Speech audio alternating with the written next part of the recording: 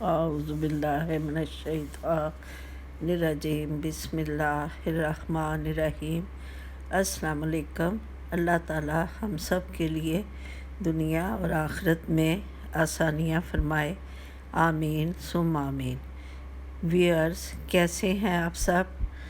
ناظرین اور سامعین، دعائے کمیل وہ دعا ہے جسے کمیل بن زیاد نے مولا کائنات امام علی علیہ السلام سے نقل کیا ہے۔ کمیل بن زیاد روایت فرماتے ہیں کہ ایک بار ماہ شعبان کا نصف تھا۔ امام علی علیہ السلام مسجد بصرہ میں تشریف فرما تھے۔ میں نے عرض کی، مولا مجھے دعائے خضر علیہ السلام تعلیم فرما دیجئے۔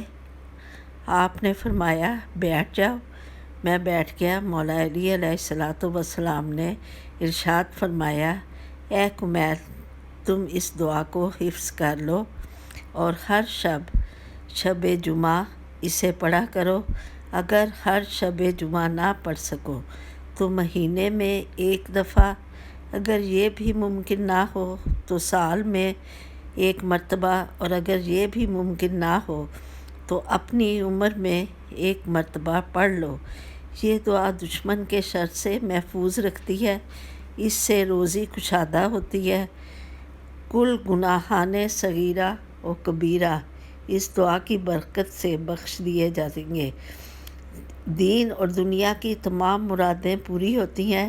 پھر مولا کائنات علیہ السلام نے یہ دعا تعلیم فرمائی۔ اس دن سے یہ دعا دعائے کمیل کے نام سے مشہور ہے۔ جس دعا کے ضامن مولا کائنات علی ولی اللہ ہے، وہ دعا کس قدر بابرکت ہوگی۔ یہ دعا کریں اور اس کی برکات سے فیض یاب ہوں۔ اس دعا میں خدائے رحیم سے مغفرت مانگی گئی ہے۔ دعا مانگنے کا طریقہ اور سلیقہ بتایا گیا ہے۔ اس دعا میں بتایا گیا ہے کہ اگر ہمیں مغفرت نہیں ملتی تو ہم کائنات کی کسی بھی چیز سے فائدہ نہیں اٹھا سکتے۔ اگر دعائے کمیل کو سلیقے سے نہ پڑھا جائے تو مغفرت کی امید ترک کر دینی چاہیے۔ اگر اللہ سے ہم معافی کے طلبگار ہیں تو دعائے کمیل کو پڑھیں، جیسا کہ اس دعا میں کہا گیا ہے کہ اے اللہ میری زبان میں تاثیر عطا فرما، گھٹنا ریز ہو کر تجھ سے معافی کا طلبگار ہوں۔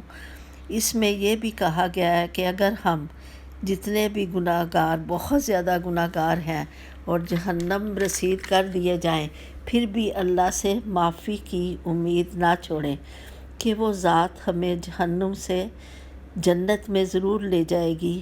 یہ دعا دشمن سے حفاظت اور دشمن کے غلط ارادوں سے محفوظ رکھنے کے لیے بھی پڑھی جاتی ہے۔ اس دعا میں اتنی قدرت ہے کہ انسان کے کمزور جسم کو قوی کرتی ہے اور منکر انسان کو بھی دین اسلام کی طرف راغب کرتی ہے۔ دعائے کمیل میں رکت طاری کرنے والے الفاظ، اے اللہ ہمیں خالی ہاتھ مت لوٹانا، اے معبود بس میرا عذر قبول فرما، میری سخت تکلیف دور فرما، مجھ پر رحم فرما اور بھاری مشکل سے مجھے رہائی دے۔ اے پروردگار، میں کمزور بدن، نازک جلد اور باریک ہڈیوں پر میری ان باریک ہڈیوں پر رحم فرما۔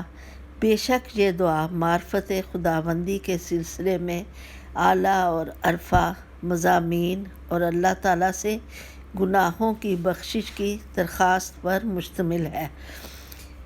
اے جلد راضی ہونے والی ذات، معاف کر دے اس بندے کو جس کے پاس دعا کے سوا کچھ بھی نہیں۔